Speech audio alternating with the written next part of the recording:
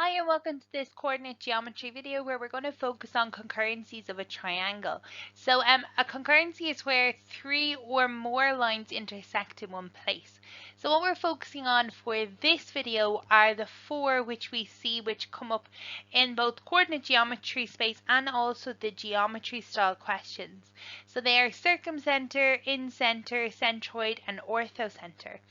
So we're going to focus on coordinate geometry, but this can also be very useful. So what we're covering in this video can be very useful for geometry. When it's asked in geometry, it will be asked in a slightly different way. So if you're looking to construct any of these concurrencies and also the circumcircle and incircle, in the description below I've linked some very good videos that have been uploaded by the maths tutor which go through the constructions step by step. So let's start with our first concurrency, and that is circumcenter. So first of all, let's talk about the circumcircle. So that is a circle which passes through all three vertices of a triangle. So it's demonstrated here. We have the triangle ABC and we have a blue circle which is drawn through each of the three vertices. So the circumcenter is the center of that circumcircle. So in order to draw the circumcircle, we must first construct the circumcenter. So the circumcenter is where the perpendicular bisectors of each of the sides of the triangle intersect. So we get the perpendicular bisector of AB, the perpendicular bisector of AC, and the perpendicular bisector of BC. Now, if you were constructing that, you'd only need to construct two.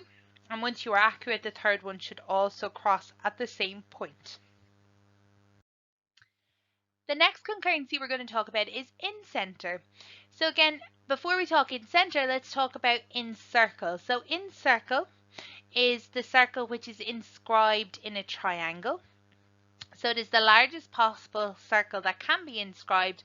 And what we see is each of the sides actually becomes a tangent to this circle. So in order to draw the incircle, we must first draw the incenter. And to draw the incenter, we must find where the angle bisectors, so the lines that bisect the angle that cut that in half, where they meet. So you can see here we bisect the angle BAC, we bisect the angle BCA, and we bisect the angle ABC. If you were constructing this, you would only need to construct two bisectors. And the third one, if everything else was drawn accurately, should meet at the same place. So the next concurrency we're going to talk about is centroid. So centroid is actually the center of gravity of a triangle. So here we can see our centroid, and it is where the medians intersect. So what we have is a line which goes from a vertex, so let's say A, to the midpoint of the opposite side. So we have three different medians here and they meet to create our centroid. If you were constructing this, you'd only need to construct two, and when you construct two, the third one, if the first two are constructed accurately, should meet at the same point. We do have a formula for a centroid, and we also know that any line here can be split in the ratio 2:1. Okay, and you can flip each line and see, well, this is 2:1 and that is 2:1. So in the ratio 2:1. So on page 52 of your log tables, which is beyond anything we would generally use in maths, there is a little formula here which helps us to find that centroid. So it's talking about the center of gravities on that page, and because the centroid is the center of gravity, what we can do to calculate where it is when we're dealing with coordinate geometry is we can use this coordinate formula here, which is the three vertices of the triangle in coordinate form, and we add x1 plus x2 plus x3 divided by 3, y1 plus y2 plus y3 divided by 3. But it also tells us here a third from the base of the median. A third from the base along the median. So we have a little bit there to help us from page 52, if you remember that it's there. So the final concurrency we're going to see is the orthocenter. So the orthocenter is the point where the three altitudes of a triangle meet. So an altitude is a line that goes from the vertex to the opposite side, but it is at right angles to the opposite side. So it goes through it perpendicularly. So there are three scenarios with the orthocenter. It's really important that you're aware of these because we rarely get asked this lovely scenario here. It's it's generally one of the harder scenarios that we're asked about on the paper. And if you haven't seen this or if you haven't really engaged with this, you might panic during the exam. So the three scenarios are: in an acute triangle, the orthocenter is found inside the triangle. So this is the scenario which we have on the top left hand side of the screen. The orthocenter is somewhere within the triangle. In a right angle triangle, what you'll find is the orthocenter is actually one of the vertices. So we'll see an example of that later in the video. And in an obtuse triangle, the orthocenter is found outside the triangle. So we'll also see a scenario like that later in the video. So now let's jump straight into some examples of these concurrencies. We're going to deal just with exam questions in this video. So this one is from 2017, paper 2, question 3. So ABC is a triangle where the coordinates of A and C are 0, 6 and 4, 2 respectively. That's given on our diagram here on the right. Point G is 2/3 and 4/3 and is the centroid of the triangle ABC. That's also given there, but it's important to note here that they've told us that that is the centroid. Sorry, I was trying to highlight this. Try again. So centroid. AG intersects BC at the point P. Now they haven't actually done that, so we need to extend this line here. So I'm going to extend that. And that point there is P. And AG to GP is 2:1.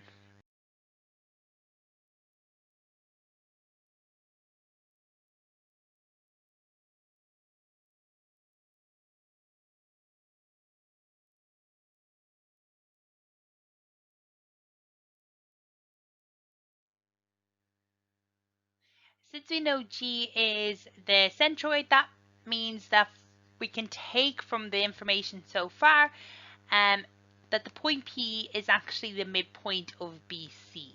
So they're first of all asking us to find the coordinates of P.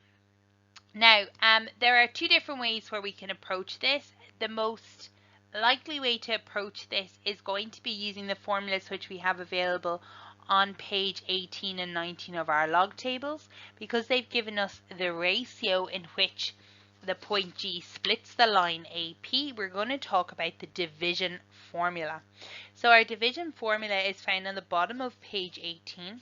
It says a point dividing PQ in the ratio A is to B, and the formula is given as, I'll just write it in here first for us. So we get B x1 plus AX2, B plus A. That's our first coordinate, and B y1 plus A y2 all over B plus A, where we have the points divided in the ratio A is to B. So there's our ratio A is to P, A is to B, and our points are going to be A and G. So what we actually have is the point A, which is at the top of this line segment, and the point P, which we don't know. So I'm going to leave that as xy. I'm going to sub that into my formula. So that's x1, y1, x2, y2. And what we get is 1 time x1 is 0 plus A times x2 is x all over 1 plus 2. And then B, which is 1 times y1 is 6, plus 2 times y2 is y, all over 1 plus 2. So I'm going to tidy this up slightly. 1 times 0 is 0, so I get 2x over 3, and here I get 6 plus 2y over 3. Now, I actually know already that that answer should give me g, which is the point 2 over 3 and 4 over 3. So what I can do at this point is say, get my highlighter, this coordinate here should be equal to 2 over 3. So we should be able to figure out, looking at that the x coordinate is 1. So P has an x coordinate of 1. So 2 times x over 3 gives me 2 over 3. So the only value that could go in there would be 1. I also know that this coordinate here should equal to this coordinate. So a little bit of work that I can do. Notice that both denominators are 3. So what I can say is 6 plus 2y equals 4. That means 2y equals minus 2. So y equals minus 1. So my point P is 1 minus 1. So there's my answer for part I. Now, it then asks us, just draw a line around this so we can see that's for the top part. Find the coordinates of B. So there are, again, 2 ways that I can look at this. I know that P is the midpoint of BC, so I can use the midpoint formula. A way that I prefer to work with it, which is same idea as the midpoint formula, it's using translation. So C is 4, 2. It translates or moves to P, which is 1 minus 1. And because P is the midpoint, we'll do exactly the same thing again to get to B. So first thing I need to figure out is how do I do it. So I take away 3 from my x value, and I take away 3 from my y value, and that will give me minus 2 minus 4, and that gives me my value of B. Midpoint should do exactly the same thing, and you can work it through like we did in part A. I did mention there was a second way to do part A, and that was using the formula which appears on page 52. And if you use that formula, again, you're missing an x and a y. That way it will be a little bit more complicated because it's taking an extra point into account, but you'll end up with exactly the same answer. So the last part of this question says, prove C is the orthocenter of the triangle ABC. So remember the orthocenter, that was the point where the altitudes met. And what the altitude is, it's the line which goes from the point or the vertex to the opposite side, but it crosses it at a right angle or perpendicularly. So if C was the orthocenter, that would imply that the angle here at C would have to be a right angle, because if I draw a line from A that goes through BC at a right angle, and if I draw a line from B that goes through AC at a right angle, if they were to meet at C, that would imply that my right angle is here. So we can do this using a longer method, and we could actually work out the orthocenter of ABC, which is absolutely perfect. However, we can say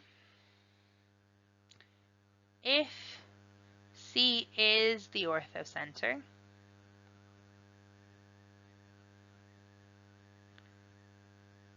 then angle ACB equals 90 degrees. So by proving that that is 90 degrees, that will also prove that C would have to be the orthocenter. So what I'm trying to do is prove that that angle is 90 degrees. So we just worked out B there a second ago. And that was minus 2 minus 4. And what we can show is the slope of AC,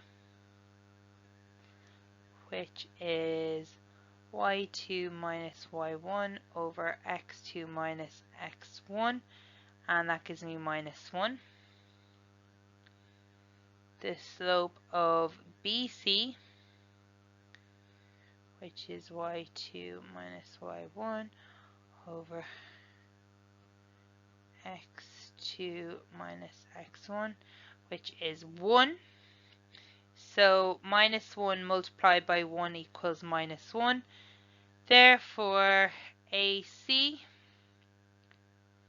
is perpendicular to BC. Therefore, angle ACB equals 90 degrees. Therefore, C is the orthocenter of ABC. So the longer method to actually work out the orthocenter would be to work out the equation of BC and to work out the equation of AC. Now when I say BC and AC, what I actually mean is to work out the equation of the line which goes through B and is perpendicular to AC. So you work out the slope of AC, work out the perpendicular slope, and then create the equation going through B. And you do exactly the same thing for A going through BC perpendicularly. Work out the two equations and simultaneous equations. This method is much easier, much more straightforward, and much more efficient. So this is just by remembering why one of the vertices will be the orthocenter, it can save you a lot of work. Okay, so example 2 is from the 2016 paper. It is question 1 from paper 2. So the points A, which is 6 minus 2, B, which is 5, 3, and C, which is minus 3, 4, are shown on the diagram. Find the equation of the line through B, which is perpendicular to AC. So first thing I'm going to do is I'm going to sketch that. I want a line that goes through B and is perpendicular to AC. Now what they're actually asking for is an altitude. So a line that goes through B and is perpendicular to AC. So the first thing we're going to do is we're going to work out the slope of AC. So the slope of AC is y2 minus y1, x2 minus x1. So that's 6 over minus 9, which is minus 2 over 3. So then the equation is using the point B, which is 5, 3, and the slope, which is perpendicular, which means it's 3 over 2. Okay, so perpendicular slopes, opposite reciprocals, we flip them and we change the sign.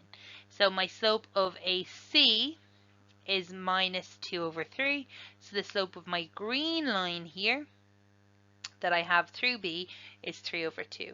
So y minus y1 is equal to m bracket x minus x1. So we get 2y minus 6 is equal to 3x minus 15. It doesn't say what format to put this in, so we can leave it in whatever format we want. Minus 15 plus 6 minus 9 equals 0. Okay, so part B, use your answer for part A above to find the coordinates of the orthocenter of the triangle ABC. So how we find the orthocenter is it's the point of intersection of the altitudes. So we only need to find the point of intersection of two of the altitudes. Now what we did in part A was we actually found the altitude which goes through B. So we're going to find another one. So there's the one we've already found. We have the equation of that. And just to help us, I'm going to call this equation 1.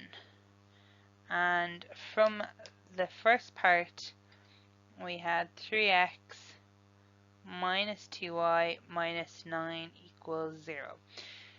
So now we need to pick another one to do. So we can either pick point A or point C.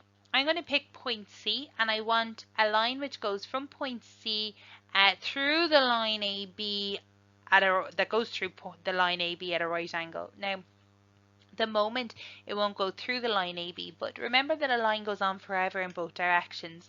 So although there's a line segment, so a piece of the line between A and B, the line AB will actually go on forever. So I'm going to extend the line AB through B like this. So I can properly construct a line which goes perpendicularly through AB and also through point C. So what I get when I do that is this point here. Now, how accurately have I drawn this? Mine is only a sketch, so I'm not confident in saying if my lines are meeting at the correct spot. Mine's about 5.5. If you're completely happy with how accurately you've drawn it, you should be able to read your points straight off. But I'm going to work through this in a mathematical way. What I have on my diagram is only a sketch.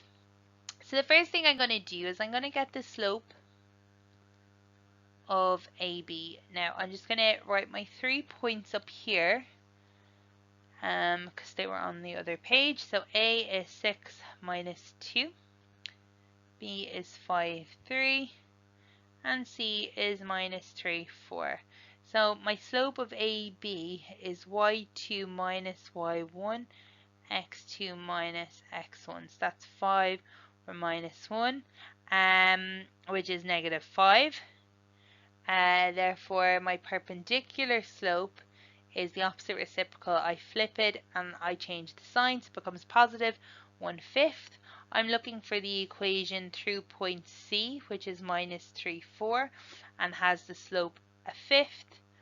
So I have y minus y1 is equal to m bracket x minus x1. So bring my 5 both sides, so 5y minus 20 equals x plus 3, and we get x minus 5y plus 23 equals 0, and that becomes equation 2. So we're going to do simultaneous equations on 1 and 2. Just to make it a bit easier, I'm actually going to bring my constant over the other side. So that's 9, and I get x minus 5y equals negative 23.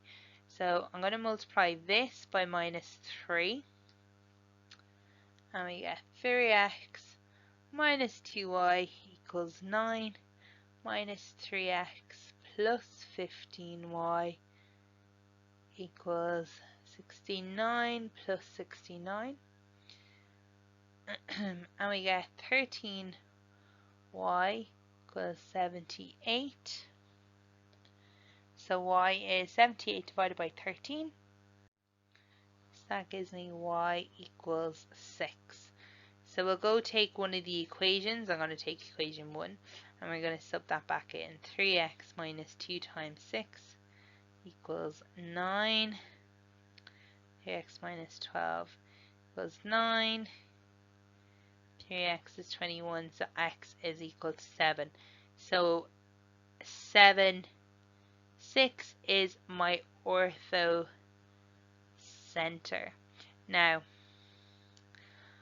my point wasn't quite correct here. It was a little bit off, but I knew my drawing was simply a sketch. It wasn't perfect. Again, if you drew it 100% accurately, you should be able to read that off. This shows you the step-by-steps it would take to calculate the orthocenter of any triangle. I think it's important to note that this is an obtuse triangle, so our orthocenter did appear outside the triangle.